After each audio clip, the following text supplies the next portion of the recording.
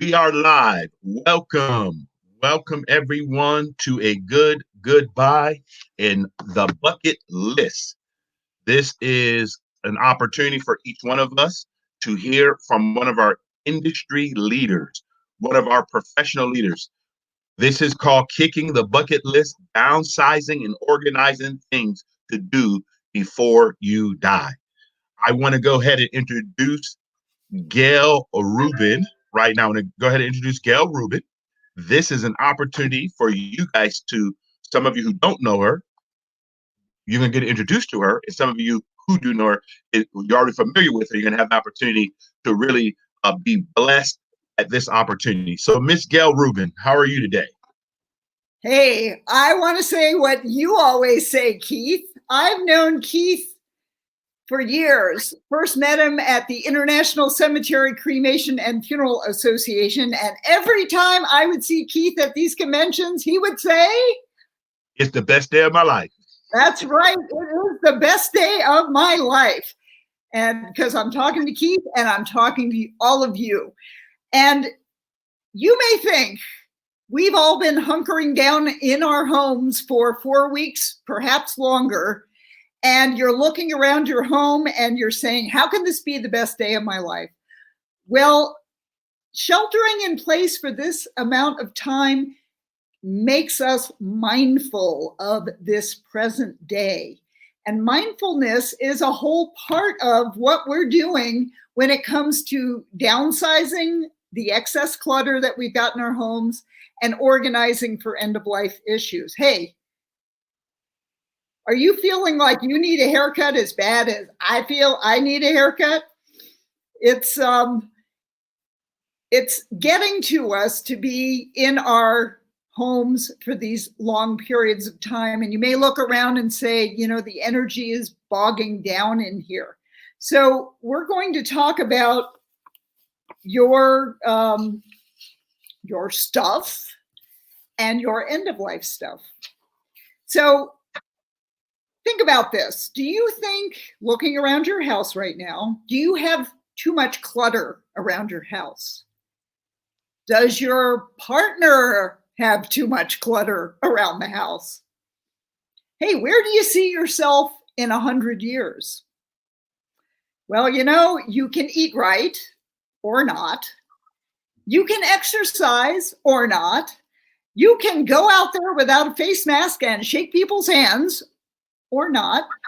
Despite great advances in medical care, humans do still have a 100% mortality rate. Let's see that next slide. You will eat all of that kale for nothing. And despite all of these great advances in medical care and 100% mortality rate for humans, less than 70% of adults do any end-of-life planning. So that's wills or trusts, advanced medical directives, and pre-need funeral planning. So that's going to leave 70% or more of our loved ones scrambling to make expensive decisions under duress of grief, to get information that is much needed when someone dies. And it doesn't have to be that way. So we're going to look at this information in a fun way. Let me give you a little background about myself first. I am the Doyenne of death. A Doyenne is a woman who's considered senior in a group who knows a lot about a particular subject. I was not always the Doyenne of death. I actually got married in the year 2000, had a very creative Jewish Western wedding, and everybody had a really fun time. And I was inspired to write a book about creative life cycle events. I wanted to call it Matchings, Hatchings, and Dispatchings, about weddings and births and deaths. I got to write a monthly feature in our local newspaper, and it was the stories about death and funerals that got the most reader response. So I figured, you know, there's already plenty of creative wedding planning books. We don't need another one of those. But there wasn't much at the time about creative funeral planning. So with my background in public relations and event planning, I approach funerals like the party no one wants to plan. And my book, A Good Goodbye, Funeral Planning for Those Who Don't Plan to Die, brings a light touch to a dark topic. And it changed the course of my career. I became a certified thanatologist, which thanatology is the study of death, dying, and bereavement. And I became a certified funeral celebrant, got licensed to sell insurance. And I've been blogging and YouTubing about death and funeral issues as a bridge from the general public to the funeral industry to help you understand what this business is all about and how you can plan ahead. Because planning ahead is really, as they like to say in the industry, a gift to your loved ones. I've written 2 more books, and the latest book is Kicking the Bucket List, which is 100 downsizing and organizing things to do before you die. But we don't have time in this 1-hour webinar to go through all 100 items. So we're going to hit the highlights. This book is about 2/3 about downsizing things that you can do. And then the last third is about organizing for end-of-life issues. It's an easy read. It's got color photos and links to websites.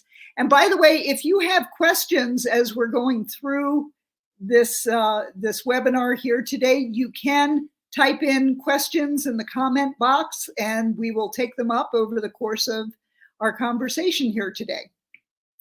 So let's start with number 100. In Kicking the Bucket List, we go from 100 to 1. And number 100, how do we start out? Release your attachments. So this is a picture of the Buddha. The Buddha was of course, known for the fact that the root of all suffering is attachments. That means physical attachments as well as emotional attachments. When we hold on to objects or relationships that don't serve us well, it becomes baggage. And it gets very tiring and stressful to be carrying that baggage around all of the time. So by releasing our attachments, we can better appreciate living fully in the moment. We're back to that idea of it's the best day of your life, because the future is a mystery, the past is history, but the present is a gift. So we want to give ourselves the gift of being present by releasing our hold on the past of things that do not bring us joy. Another idea in the next slide is we want to clear our clutter to help clear our minds. If you look around and you see piles of papers or files or stacks of books and just clutter, it's stressful. And by clearing our clutter, we can help clear our minds to become more calm, more focused, better human beings in the present moment. There is a Oriental science art called feng shui, which says that there's an energy flow in our homes and in our offices that if we have clutter, it blocks that good energy flow. So clearing our clutter can really help us feel better, as well as being more comfortable in our surroundings. So that's another good reason to want to downsize things that you don't use, need, or love. Those are the key words. So let's look at the next slide to decide our approach. Now, this is a picture of an actual drawer in my office that is the drawer full of cables and batteries and paper that goes to various pieces of equipment in the office. And it was a mess. One of my approaches is to just tackle things a drawer at a time. I actually took this drawer off the hinge and dumped everything out and put back what I actually used or needed or loved. And it made a huge difference. Once you clear a drawer out like that and you open it up and it's like, it's clean, it's organized, there's space. So you can tackle your clutter a drawer at a time, a cabinet at a time, a closet at a time. You don't have to do everything all at once. And it can be overwhelming. Now, some of you may have watched the Marie Kondo, it's the Marie method of downsizing on Netflix. Her approach is by the objects themselves, starting with clothing, and then books, and then more sentimental items like objects. Manga is a Japanese concept of, paperwork. And then you get to the most sentimental of all, photographs. But what she would have you do is pull all of your clothing out of every place, your closets, your drawers, wherever you're keeping clothing, and hold up each piece and say, do I love this? Does this spark joy with me? And if it doesn't, thank it for its service and let it go. Now, you can do that. And in fact, by going from clothing to books to more sentimental objects, you sharpen your downsizing skills. You recognize more easily what truly makes you happy. So it can be easier to let it go that way.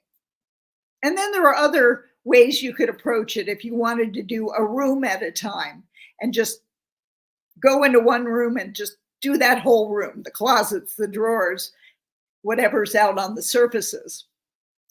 Another way to look at these things is how do you want to live? I mean, do you want all that clutter around and be stressful? I would hope not. If you do, you're probably not going to be on this webinar. So let's look at some adventures in downsizing. On our next slide, you will see a picture of me with a sombrero. Now, I'm originally from the Washington, D.C. area. I live in Albuquerque, New Mexico, and have been here for almost 30 years. I bought that sombrero at a yard sale in Washington, D.C. So I had held on to that sombrero hanging on the wall in my home for many years. And when I was writing the Kicking the Bucket List book, I decided, I really don't need this hat. I'm not going to wear it anywhere. And I had gone to this restaurant in Albuquerque. Oh, restaurants, they're all closed. So El Serape decorated with colorful serapes and sombreros. And when I went there, I said, maybe they'd like another sombrero for their collection. So I went to eat there a second time, and I brought the sombrero, and I said, I would like to give you the sombrero. And they said, oh, thank you very much. And they gave me a free flan for dessert. An unexpected benefit. Well, so that's one way to give things away. Look for people who are collecting what you have that you don't want anymore. And it makes it very easy to give it away and feel good about it. Now, there are other ways that you can offload your stuff. You can sell it, but people are very picky, and in this environmental atmosphere that we're in these days, people are probably going to want to hold on to their money. So selling things might be more difficult. However, if you have something that is pretty valuable, I had a gas grill that my in-laws had passed along to us when they downsized into a senior living community. It was a natural gas grill, though. It needed to be hooked up to a pipe that had to be run out to our patio. And we already had a perfectly good propane gas grill. So it sat on our patio for at least a year. And finally I said, I am not going to pay a plumber to have a natural gas line run to the patio for this grill. So I sold it on Craigslist along with a rooftop car carrier that we hadn't used in a number of years. And between those two items, we made $750. So you could have a good amount of money sitting around your house in objects that you don't want to hold on to anymore. So Craigslist is a great resource for listing and selling items that way. You can donate, and trust me, I think donating items is the best way to go, because you can give tools and building materials and appliances and furniture to Habitat for Humanity. You can give books to your local library societies that turn around and sell the books to raise money for the libraries. Your clothing and furniture and household items. Think about local theater groups. They can use them for costumes and sets and props. So there are a whole host, and I do detail these in the book, which is why we go from 76 to 56 in this presentation, but we have lots of ideas for ways to let go of items. And even if you have old sheets and towels that aren't good for using anymore for what they were designed for, your local pet shelters love to get sheets and towels as bedding for the animals that they take care of. And depending on your tax status, you can, the value of those items that you donate to qualified charities can be deducted on your tax return.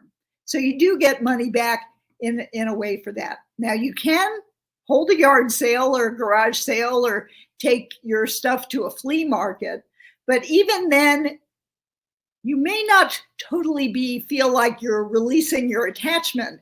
And somebody for sure is going to say, can I give you 10 cents for this item you have priced at $1? And you will feel offended, and it doesn't feel good. So yes, you can make money doing garage sales, selling your stuff, but it is hard work and it is emotionally draining. So something to think about when you're downsizing your stuff that way.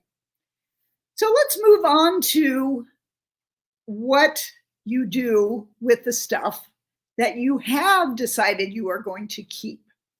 You need to talk about your stuff. I love this slide because it shows somebody who looks like a princess receiving tributes from her subjects. There's a guy kneeling, holding something that looks like a giant egg. There's a person standing with a potted flowering tree. The next person's got a live ram. And then there's a lady with a tablet with writing on it. I have no idea why they're giving her these things. And if you think about it, your loved ones are not going to know the meaning of the objects that you find valuable unless you tell them the story of your stuff. So talk about those objects that you are holding on to. Is there a family history behind them?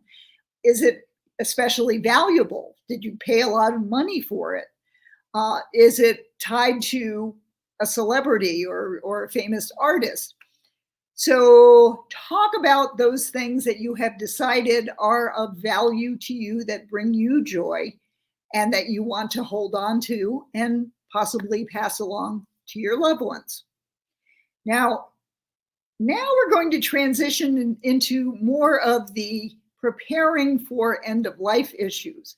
And number one on that list is, well, actually it's number 42 on the list, is label those objects that you are wanting to pass along to your loved ones. That's another way to tell the story.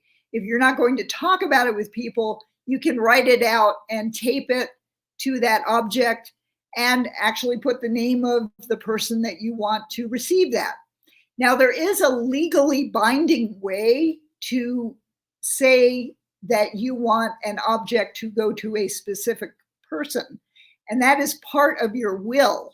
you would make up a list that lists the specific object and who you want to get that object and attach it to your will, and you date that list. And you can go back and change up that list as much as you want, doesn't require the involvement of an attorney. So labeling objects for the value, the meaning, and who you want to get it is a great step to take. Next up is our online lives.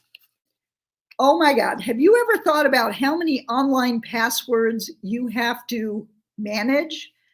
Not only for your social media accounts, your bank accounts, your credit card accounts. If you're reading the New York Times or the Washington Post online, you need a username and password. There are your travel accounts. If you have points and miles with an airline, no doubt you have to have an online account to be able to access those points and miles.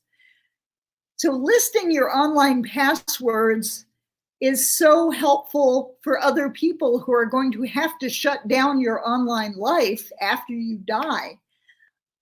Personally, what I've been doing is every Thanksgiving, I sit down and I update my spreadsheet of the usernames, the passwords, the websites, and whether there is a credit card charge that's associated with that account. Because if you've got subscriptions and you die and nobody tells that organization that we no longer need that subscription, they're going to keep charging your credit card. So that's why it's so important to pull all of this information together. Now, there are online lock boxes that can help organize your online password life. Be cautious though, because it seems like everything's getting hacked these days. A paper-based listing can be easily accessible for the people that you want to have it and take care of things. But there are those online options as well. So very important to get your online life pulled together. And it can take a while. I wound up with a 5 pages of legal size paper listing all of my online contacts. But do it and keep it updated. That's another point to think about. As life goes on, things change. So you definitely want to keep updating your online passwords and other information, such as going on to your next idea to think about, especially in this age of coronavirus. We need our healthcare power of attorney. This is someone who will speak on your behalf should you not be able to speak. So if you got the coronavirus and they have to sedate you and put you on a ventilator, you can't talk and tell people how long it would be okay to keep you on that ventilator, until you recover. If your organs start failing, what do you want done? If you have dementia, is keeping you alive even anything that you want? So naming someone as your healthcare power of attorney, someone with backbone who knows your wishes and you have talked to about being your healthcare power of attorney. Please do not surprise people with this job. It is a very important role. And it may not be the role for your spouse, because your spouse might have a vested interest in keeping you alive as long as possible. I saw this happen with my father-in-law. My mother-in-law was his named power of attorney, and when he was toward the end of his life, on his last ER admission, they said, look, we can put him on palliative care and make him comfortable. What do you want us to do? We can't fix him. And she did not want to make that decision. My husband and his wife, the Doyenne of death, were the backup decision makers, and we convinced her that palliative care is a really good thing. We were able to help him get a good death and do that. Do you have something to add there, Charles? Keith? No, you're doing well. I just wanted to make sure that you continue to go through. The health care is very important. Most people need to be aware of it, that you have two types of POAs. You have the power of attorney for healthcare. You also have a financial power of attorney. That's you can make decisions. slide. There you go. And let's talk about the healthcare power of attorney or a financial power of attorney. If, again, you're in the hospital, this financial power of attorney is somebody who can do financial transactions on your behalf should you not be able to do them. For example, a friend of mine named Beth, she's from Iowa, corn and pig country, and her father was a farmer. Well, her father had a brain bleed. He was conscious, but he was in the intensive care unit, and the price of corn was really high at the moment he went into the hospital. And he wanted to sell the corn while the price was really high. Well, he couldn't make that transaction because he had not named anybody his financial power of attorney.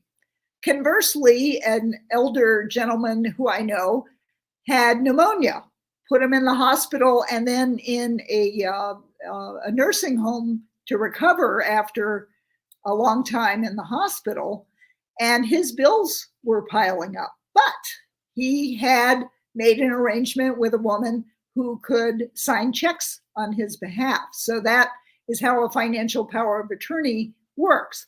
Now that power goes away when you die, and then the financial transactions go to your executor. So that would be on our next slide, which would be to identify an executor for your estate.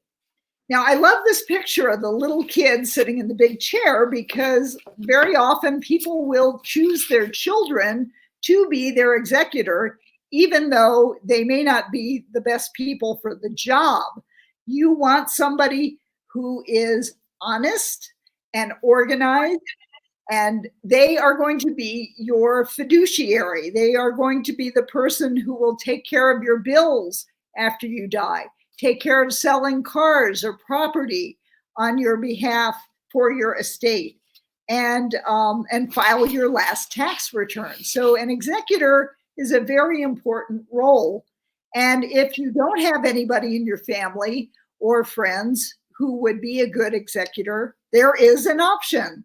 That would be our next slide, which is to work with a trust company. Now, banks very often have trust divisions. So you don't necessarily have to have a trust set up, but you do need to have a will. So trust companies will take care of all of the duties of an executor for your estate, and they will either charge either an hourly rate or they will charge a percentage of the value of the estate for taking care of closing down your estate. Now, your executor can also get a fee, either an hourly rate or a portion of the estate for carrying out. Now, you also want to have backups. So if you did name someone as an executor, you want to have a secondary and maybe even a tertiary person to be your executor. So you could have the trust company first, or to take care of things, or again, different people if you know that they can do the job for you. And this is all contingent on preparing a valid will or trust, which is our next slide. And a will is a legal document that any person over the age of 18 would fill out. They have to be of sound mind, and it dictates the dispersal of property. And you can name a guardian if you have minor children. And A trust is there are additional documents. Now, I am not a lawyer, so I'm not giving you legal advice here, but a trust would be able to take your will, and all of your property goes into a trust, which can avoid going to probate court, depending on how you set up the trust. And depending on what state you're in, probate court can be more onerous and expensive than in other states. So I will leave it there, but most of these documents need to be notarized when they're signed. So you have to have witnesses. I know in New Mexico, you have to have 2 witnesses to sign a legal document. Now, there are people who will say, hey, you can do it yourself online. Personally, I would like to make sure that I'm doing it right and using an attorney who can help and make sure it's done correctly. Another item to think about, next slide, would be our pets. If you have dogs or cats or horses or birds that live to be 40 years old and are going to outlive you, you want to make sure you're taking care of your pets. Now, my husband and I, we have 2 black cats that we got from the Humane Society, and we don't have kids. And what we are planning on doing, should we die before our cats do, is that the cats go back to the Humane Society with a generous donation to help take care of the cats for the rest of their lives, or perhaps get them to a new home, depending on how old they are. Now, you want to also think about, again, talking to the person who you would make your pet executor, and also have a second and third choice person backup. And you might consider a no-kill shelter as an option for taking on your pets should you die before they do. So we definitely want to take care of our furry and feathered and finned friends. In our next slide, we have a question. What about using an attorney over a trust company as an executor? You can do that. In fact, we've got on my parents' trust, I would be the number 1 executor, and the attorney would be the secondary executor. So that is a possibility as well. Thank you for that question. Feel free to pipe up about other ones as we go along. And next one. So, Gail, one of the things that you do want to do is let people know that they are free to go ahead and ask questions, like you just said. So if you do have a question or anything that Ms. Rubin is discussing or talking about, please send your questions. We would also like to thank everyone on every platform, whether you're on Facebook, whether you're on Periscope, whether you're on any one of our funeral home websites. We want to thank you for joining this webinar, and we appreciate it. This webinar was designed with you in mind to help you and your family navigate end of life matters. We just want to make sure each one of you understand end of life matters, because end of life matters.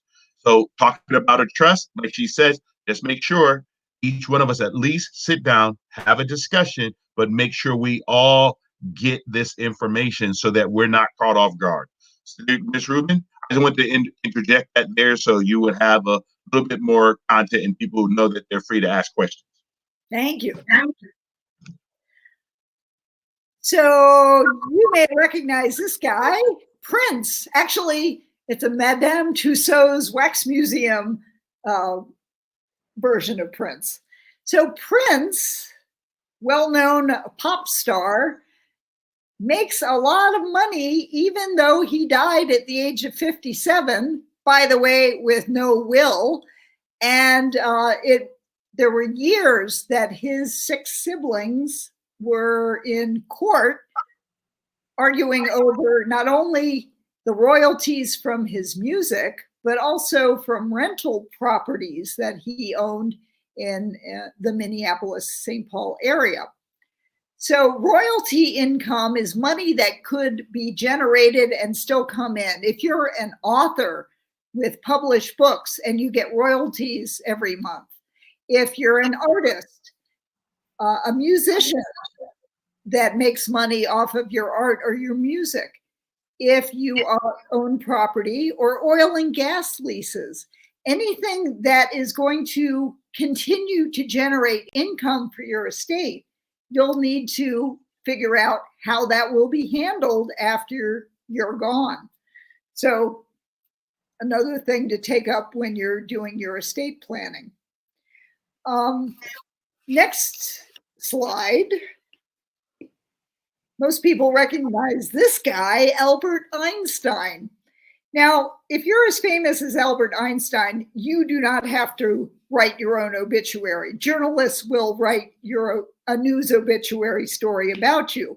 However, most of us mere mortals will probably have to pay to put a death notice in the newspaper. That's the obituaries, where information about your life story is run. And in this day and age, obituaries are getting very expensive. So one way to tell your life story, but still minimize the cost of placing a full life story in the newspaper, is to work with your local funeral home. Funeral homes have the option of putting your life story on their websites, and you can put a short notice in the newspaper and send people to the funeral home website for the full story. Now, if you've got a lot of money, and by the way, just a small little obituary in the Albuquerque Journal could cost you like $400. It's amazing how expensive they've gotten. And so if you see those big long stories that go on and on for column inches, you're talking thousands of dollars. So you want to think about the funding, not only for your funeral arrangements, but also for these other optional things like the obituary in the newspaper. And you also want to be careful of avoiding putting some of the information about your personal life in the newspaper. Now, I know everybody usually lists the date of birth, the date of death, the place of birth, and sometimes even their mother's maiden name. Well, guess what? With those 4 items, ID theft can take place very easily. Somebody can figure out your social security number. And if you put all of those details in there, you might as well add your social security number. But of course, we wouldn't want to do that. So there are ways of conveying the age of the person, where they're from, without giving away too many details that can make that loved one a victim of ID theft. But I believe there are some statistics that about 1/3 of people who die become victims of identity theft. So you want to be very careful about the public information that you're putting out there on the internet, in the newspaper. Next slide. Shop before you drop. Now, I highly recommend visiting your local funeral homes to find out what your options are before anybody's sick, before anybody's died. Because once somebody has died, your mental faculties are clouded by grief. And if you want to make the best decisions that work for your family and for your budget, you want to go out there and meet the funeral directors, visit their facilities, see what options you have. Now, cremation is very popular, but burial is still very popular too. So you want to find out what those costs are. And I highly recommend going to at least 2 or 3 different funeral providers in your area so that you can be an informed consumer. It's, of course, most people are finding that cremation is less expensive, but depending on what you want, and in fact, what we are facing in this current climate is that a lot of people cannot have an in-person funeral with more than 10 people, and they have to be spaced at least 6 feet apart. And a number of funeral homes are offering streaming video services so that people can at least have some kind of a ceremony to lay that loved one to rest and be able to see it.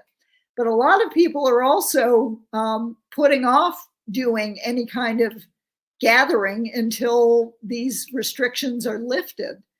Keith, Yeah, so Gail, yeah. one of the things you just talked about, we actually do that through a lot of our funeral homes. It's called Tribute Cast, where families could actually view the actual visitation. They can actually view the service, whether that service is going to be at the local funeral home or at their place of worship. And they can also view the interment when the remains are laid to rest. So they can do that through all live streams. So I just want everybody to know that these are some of the options that you have. And if the funeral home that you do go to does not have it, you can always give us a call and we can help that funeral home get everything set up.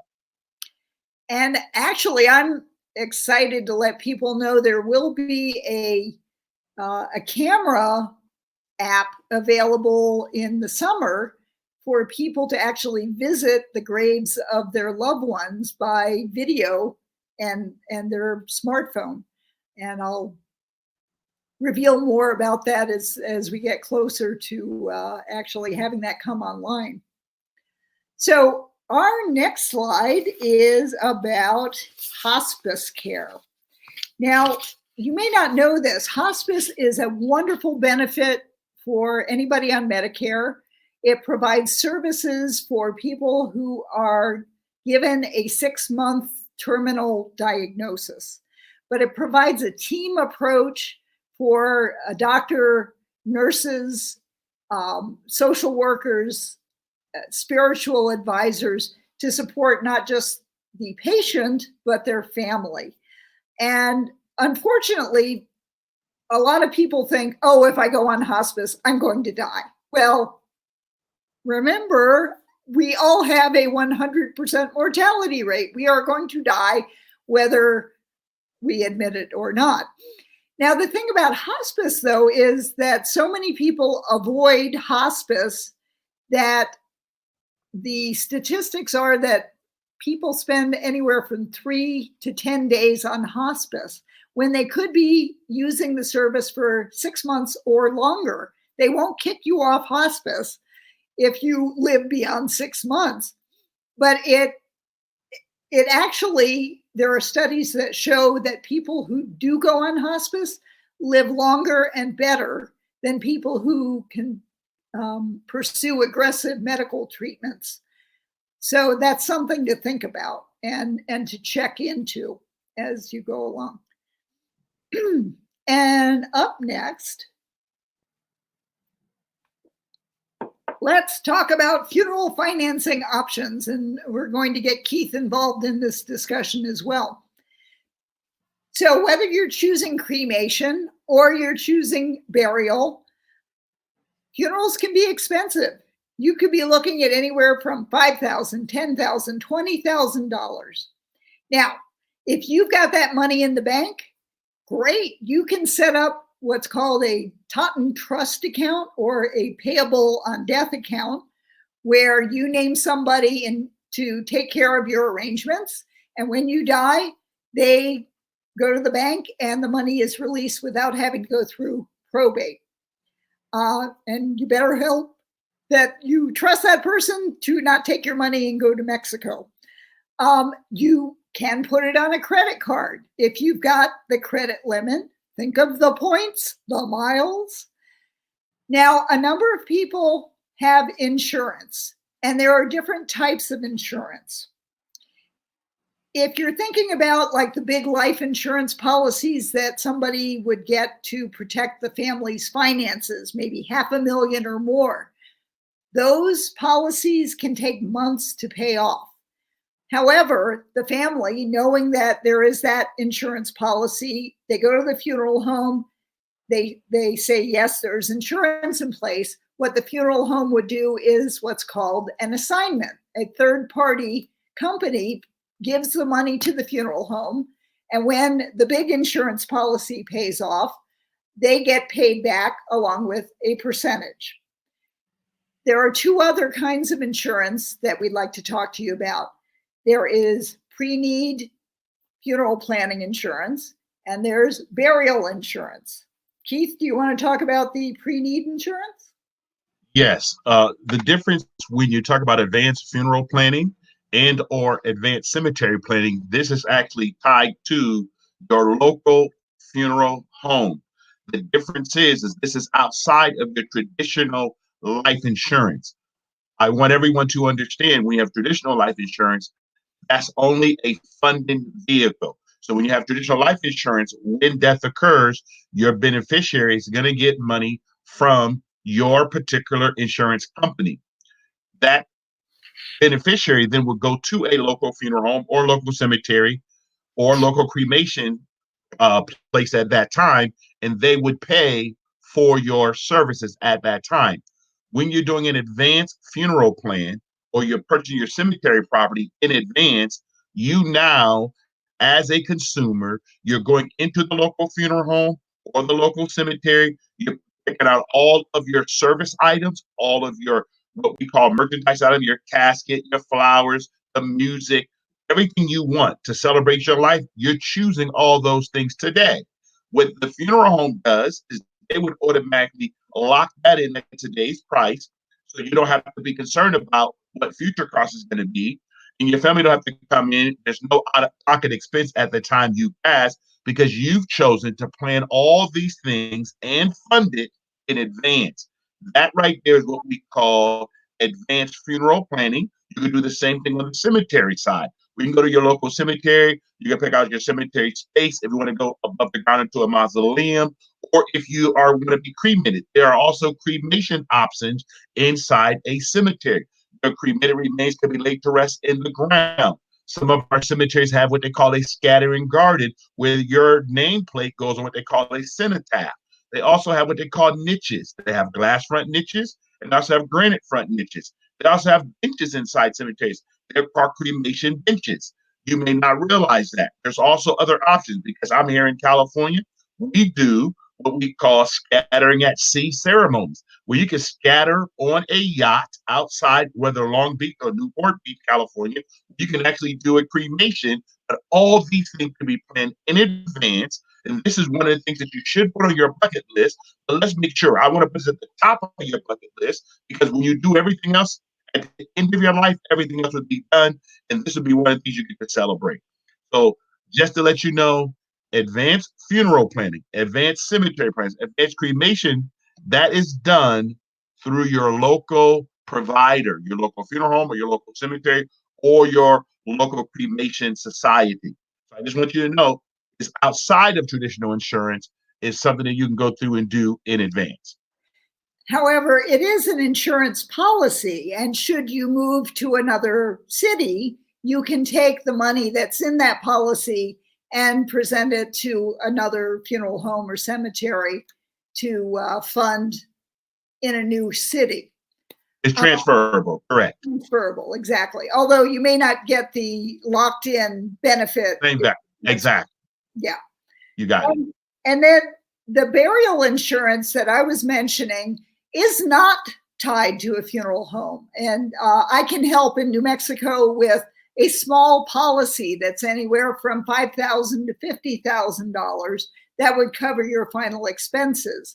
Now, that does not give you any protection against the inflation in the funeral field, but you have a pot of money to be able to take care of your final expenses. So that's a whole quick look at some of your funeral financing options. And Gail, if they want, one of the things that we're going to do at the end of this presentation, after the questions and stuff, if you would like to have what we call a end of life checkup, you want to get a checkup on what do you have now in reference to funeral arrangements, reference to cemetery arrangements, reference to cremation. What do you have now? We want to be able to give you a free opportunity to ask questions. That's what you have now. And what is the process of what do you have to go through so that you know what your current situation is. A lot of people do have traditional insurance. A lot of people do have final expense insurance, but everyone must understand when at the end of this, we're going to give you a little free booklet called a Memorial Planning Guide just for coming. But we want you all to be aware of this. Most people do not have this written down and they don't have these things in advance. So what our goal is to help you understand where you are now. If you have a funeral plan, great. If you have cemetery property, great. If you already purchased your cremation or you know you want to be cremated, we just want to facilitate the opportunity so you know what you can and cannot do in your particular state. And we're also giving you the 50-point executor checklist from Kicking the Bucket List, which has been approved by estate planning attorneys. So it gives you a really good idea of all the various aspects of a person's life that need to be addressed after they've died. So what comes next? We want to talk about making funeral plans. Now, you know, the world has changed so much in this past month, it's hard to know what a funeral would look like. But I have heard so many people say, oh, don't have a funeral for me when I die. They don't want to be a burden. But you know what? If people didn't love you, they wouldn't go to the trouble of celebrating your life. So try and make it easier for the people who love you by giving them some idea of what might be a good way to celebrate your life. Not only to do the planning, because just like talking about sex won't make you pregnant, talking about funerals and end-of-life issues won't make you dead. So let's, yes. So before you go on, why do we gather at funerals? You know, one of the things, there's 4 reasons why we do this. And I think that you need to be aware of why we do this.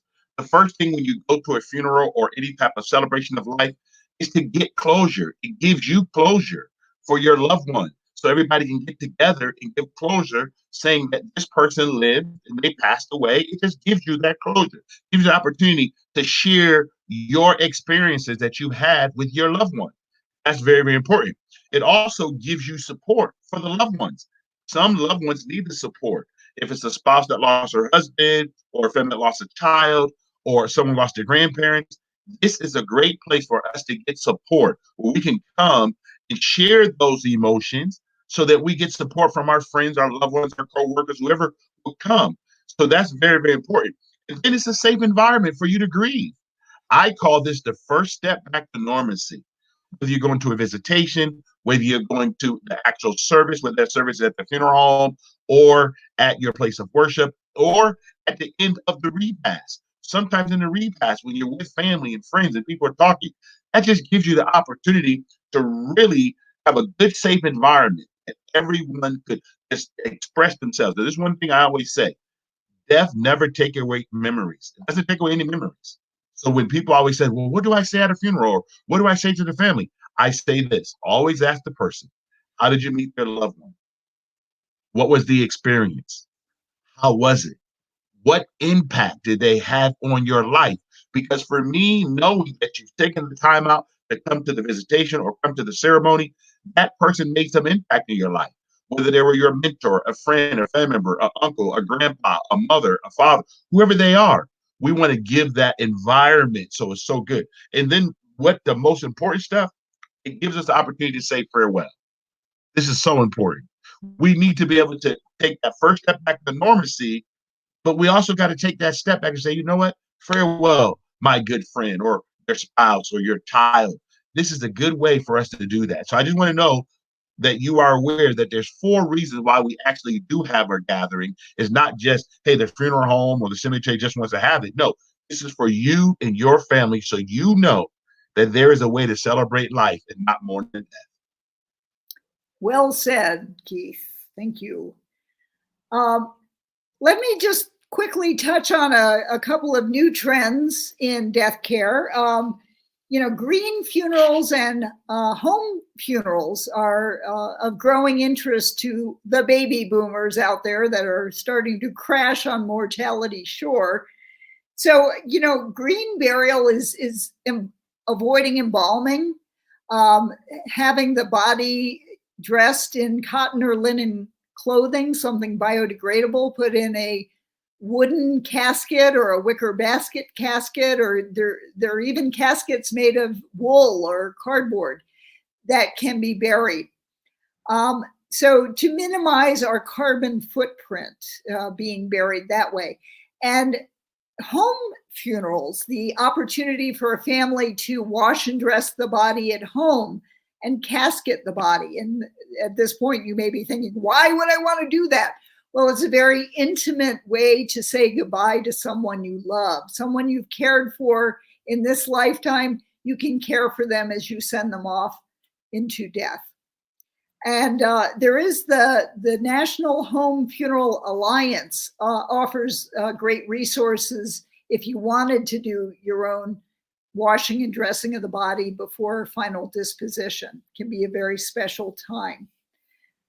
You can also, there is a lot of interest in how do you get a free cremation? That's our next slide. You can donate your body to a local medical school so that medical students can study the body, and then for however long period of time they hold on to that body, then cremate it and return the remains to the family. That could be anywhere from months to 2 years from the time of death. There are also national body donation services that work with local funeral homes to pick up the body, take it to wherever they do whatever they do with it, and then cremate the remains and return that to the family at no cost to the family. So you can get the death certificate, you can get the body cremated, and it is no out-of-pocket cost for the family. Another thing to think about that people may not consider is that you need a contact list. That's our next slide. That to be able to get in touch with your family and your friends. Now, many of us have our contact list in our cell phones, but if you don't know the code to get into the cell phone, you're going to be stuck not being able to get in touch with the people who you want to communicate with that, hey, there's been a death and we need to let people know about that. Now, one of the things, Gail, here, that's one of the reasons with your memorial planning guide. Your memorial planning guide would allow you to also write down all your friends, your family, your relatives into the guide. We can send this guide to you electronically. You can send it to your children. You can send it to your brothers and sisters, your executor, and you can also have it electronically. So you can have a physical copy, a solid copy, so that everything's just not in your digital device like your phone or on your computer. You can actually print it out, give them a copy. One of the things I recommend to a lot of the families I serve, that after you complete your memorial planning guide, you take it, you put it in a plastic bag, and you put it inside of your freezer. Okay, so people know where to go in the event that something happens. They know where all your important documentation is. They can get it, and you have your contact list, all your personal effects, your marriage certificate, everything that you will need in order for us to make sure we celebrate your life. Everything is written, all your agreements, all your insurance policy. You can do that. It just makes a really good opportunity for you to know, hey, listen, I plan to succeed. I didn't plan to fail. There you go. And our next slide is talk to your family. You know, as we said, talking about sex won't make you pregnant, talking about funerals and end-of-life issues won't make you dead. So here are some tools to make it easier to talk about different things. To talk about your medical wishes, the Conversation Project offers some great tools for helping you talk about what you would want for your medical care, especially toward end of life. To talk about your life, the National Funeral Directors Association has a project called Have the Talk of a Lifetime. And some of your funeral homes may have these packs of cards that have questions on them that can help you have a meaningful conversation about loved ones' lives and what they've done. And then talk about your stuff. Again, the things that you have, you can use the executor checklist from A Good Goodbye. I also offer a planning form that you can download for free from my website. And there are also death cafe opportunities to just talk about whatever is on your hearts and minds about mortality issues. I'm doing them by Zoom now, and I do have one coming up on May 17th from 3 to 5 p.m. So if you want to get in on a death cafe conversation, just send me a note through my website, and I'll be happy to get you involved with that. And then, last but not least, enjoy your life. If this discussion of mortality tells us anything, it's that being aware of our mortality makes us better appreciate every single day. Just like Keith says, it's the best day of my life. Exactly. You got it. So Miss Rubin, I do appreciate that. So let's find out from any platform of anyone on Facebook. If you have a question, please post your question about anything that was covered today. If you're on Periscope, okay, if you're on any other platform, any website, please place your question and we will post it up. This is an opportunity for you to get to ask your questions about the information. We just want to make sure that you have that opportunity to get any questions that you have answered. If you have a comment, please share. What do you think about the seminar? And would you like more content like this? Or please share with us what kind of content you would like. So please share with us what you would like. So Justin, let us know if we do got any questions at all so that we can go through. And I know we had a couple of questions there. So that's one of the important things. And we can put up, yes, the one who dies with the most toys still dies. I do offer that on a t-shirt. Yeah, there you go. And Miss Rubin, your book, how can they access that book if they would like the book? They're available at Amazon. They're also available at my website, agoodgoodbye.com. And if you go through my website to get them, I will sign the copy that I send you. Okay, so very important that you got kicked in the bucket list if you want a book. Also, Justin, did you see the question there? Will this broadcast, could you put that up? Will the broadcast be available, saved for viewing for later? Yes. Yeah, but we want to, if we can put that question up though, so everybody got the question. Some people may be on a different platform and didn't get to see the question. So that's very important. Okay. There you go. Okay. What are some best ways to talk with your loved one when they don't feel comfortable with discussing mortality? Okay. Well, that's a good question. How I approach that, and I'm going to let Gail also answer how I approach it. I always want a family member to know that we want to celebrate their life. We want to have the talk of a lifetime. What are some of the things that they want? So I use the acronym FORUM. It's called information, but FORUM is what I use. I want to talk about family, where they come from, how long they've been in the U.S., etc. That's family, children, brothers, sisters, aunts, uncles. Where do they migrate from? Then the O stands for occupation. What do they do in their lifetime? What kind of work do they enjoy doing? So this is one thing that I like to do when I'm talking to families. It helps us get a lot more comfortable in conversation. Even if they're not talking about their mortality, they're talking about their life. And they're going to open up a lot more when they're doing this because they'll tell you what kind of jobs they had, how long they worked, and what they retire from. Then the next thing is recreation. I talk to people about cruising. They love to cruise. They love to travel. People tell me about how much backpacking they did. Some people love playing golf. Whatever their recreation is, those are the kind of things that I would like to share with them. And then the M stands for motivation. What was their biggest motivation in life? What motivation? Was it your children? Was it your grandchildren? What was it? So this is how you form with your family. So you don't have to just go talking about death. Talk about their life. celebrate that, because as you celebrate that, that's going to also give you the opportunity to write the eulogy. It's going to give you some good information. So you don't only get to talk to them about it, you also get to write the eulogy. And now you can say, you know what, we've discussed this and I know a lot about your life. What part of this information would you like to be part of your obituary? It's a good way to introduce it. All right. Gail, what do you have?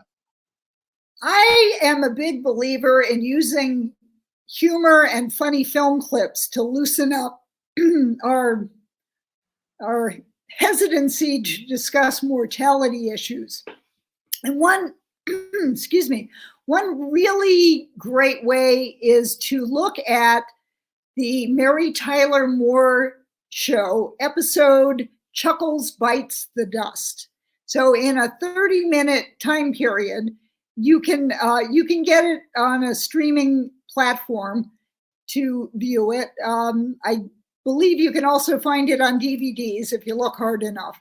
But this is an Emmy award-winning episode where the clown who worked at Mary Tyler Moore's TV station dies in a tragic circus parade accident. And there's a lot of laughter in this episode, but there's also a lot of good opportunities to talk about mortality issues once you finish laughing at this wonderful TV program. Okay, that's very good. Okay. So if there are some questions that will not come up, so what we need to do is find out if Justin or if you can see them on your end, Gail. Some of them you can't put up as a different platform, but if you can read the question, if you have any on that end, it'd be greatly appreciated. Do you have any questions, any comments? Because I know the ones that Justin can pick up, he's bringing them up to the top. Okay, so I do have a question I want to ask the audience. Okay, or the guests, and you can please share with me. Have you ever been contacted by your local funeral home or cemetery in reference to advanced planning? Have you ever received a piece of literature? Have you ever got a phone call? Whatever knocked on your door? Have you ever got an email? What method has anyone ever talked to you? If they did, or if you've never had it happen, how would you like to receive information about this topic? You know, it's interesting that you mentioned that because I just got a mailing with a questionnaire, about pre-need planning. And it's like, I've already put my information on file. My husband and I have pre-planned. We have not prepaid, but I'm tempted to fill it out just to see what happens after that. Okay, that's very good. So this is excellent. Another question I do have is, and this is for you, Gail, knowing that you are now currently in, I call it the death care profession. I don't call it industry. And the reason why we don't do widgets or anything like that, we're actually dealing with human people and life and families. So I just use a different terminology. But since you've been in our profession, how has it been for you, traveling around the country, speaking to different groups, the Death Cafe, which is a great thing that you do? What has been your experience in just talking to people out there? And what are they most afraid of? That's a good thing to find out. I think people are afraid of getting ripped off. And I think a lot of people who have not met funeral directors recognize how caring these people are and how they can serve themselves better by planning ahead. It's when you haven't made plans, you don't know what it costs, you're shell shocked because somebody's died. Now you have to plan a funeral and you're appalled at how much it costs. And then you feel like, oh, they're just trying to rip me off. Well, let me put that on you, the individual consumer, to make the effort to find out what the prices are, what the services are, and plan ahead. And then you won't feel like you're getting ripped off because you are going in as an informed consumer. Exactly. That's very good. Excellent. Excellent. And now, if someone would like to book you in the future or get a contact, we got your contact. But I know you would want to have opportunities to speak to different groups, and I want to be able to help make sure you get in front of more people. I would love that. So that's what we want to do.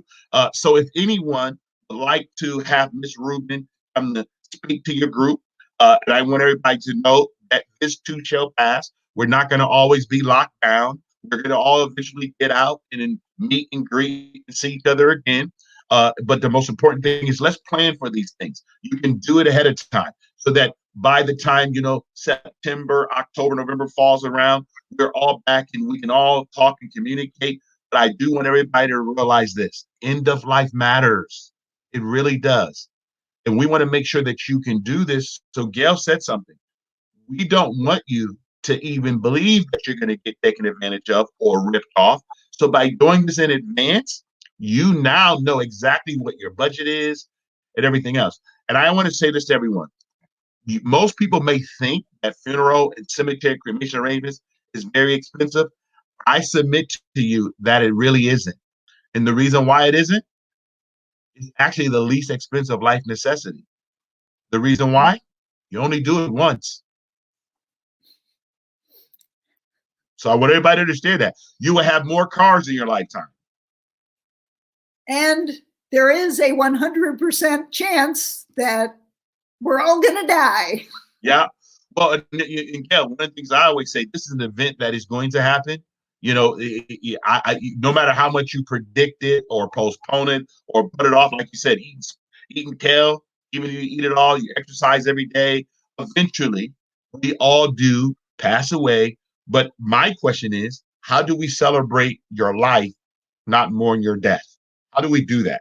Let us do it. And today, you may be completely unaware of it. And I'd like to do this one day with you. It's the different types of funerals that's going on right now and how people are really celebrating their life. There's funeral homes now that got Super Bowl arrangement rooms where any Super Bowl you want to see. There's funeral homes that have Big Mama kitchen.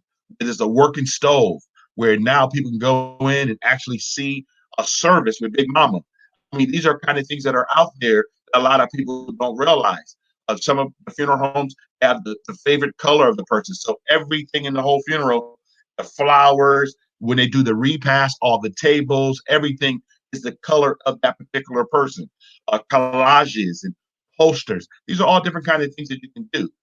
But unfortunately, most of us we know this. It takes a year and a half to plan a wedding. This is what people do. It takes 72 to 48 hours to plan a funeral. You can't, but we still have the same thing. We have an audience of people, guests. We have invitations, whether we do it by email and send it out. We're going to have a clergy, a rabbi, a pastor, whoever comes in and talk. We have all these things, but we're doing some of these things in the middle of a crisis. Okay. Now we don't call a marriage a crisis, but sometimes it can be.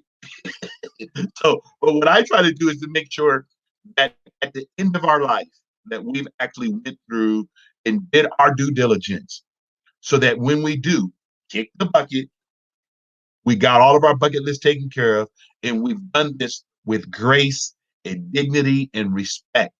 And do not do this. I say to my families, do not leave your family with a bill.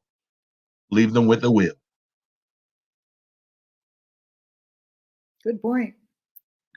So, Gail, again, thank you so much, Miss Rubin. Thank you for the opportunity. And we will do this again. And I think the funny film clips would be something that everybody would enjoy, where we can go through and do funny film clips and invite people and get more people. And I'm going to actually use you on some of the different funeral homes that I work with. So we're going to do different platforms. We're actually going to do it right through the funeral home website and their Facebook page. So we're going to invite their family and friends locally. So you can go, I'm going to have you go around the whole country, individual locations through the streaming so that you can actually introduce this to different states and different communities so people know that there is fun in funeral. The first three letters, F-U-N. We want to put fun in funerals, but we also want to put fun in arranging. Because you don't have to be afraid to talk about this subject even though we know that end of life comes, but we also know end of life matters. But if as long as you know what to do and where to turn, and we're here to assist you and help you, and I always say this also to families, even if you did not do anything, there's no obligation to talk to us. There's no obligation to meet with us. But even if you did, you never have to be afraid, because I always say this. I want you to understand, even after we meet with you, if you do absolutely nothing, it does not exempt you from dying. Live long and prosper. There you go. Thank you, everyone. Appreciate it. Justin, do we have any other questions, any comments, anything like that? Um, I thank all of the people from Periscope that joined us, all the people from Facebook Live. I do thank you for coming in. From our different websites, I thank you for coming in. The questions, all those who ask questions, thank you so very much. Right after this video, either today, later today, or tomorrow, you're going to get a clip of this, but we're going to send you out the executor checklist. We're going to also send you out a free memorial planning guide, and we're going to send you a couple fun clips. This is Gail Rubin's clips that she likes to use. They get a couple. This is just for us to show our appreciation that you came to our webinar. And please do us a big favor. Share this, invite, and swipe. Even though it's going to be broadcast later, you can still do the same thing. Invite, swipe, and share. We thank you so much. And remember, this is the best day of your life. Now, the reason why I say that every day, I cannot go back to yesterday, and I hope to be here tomorrow. I have today. So today's the best one. Like Gail said, live long and prosper. Thank you.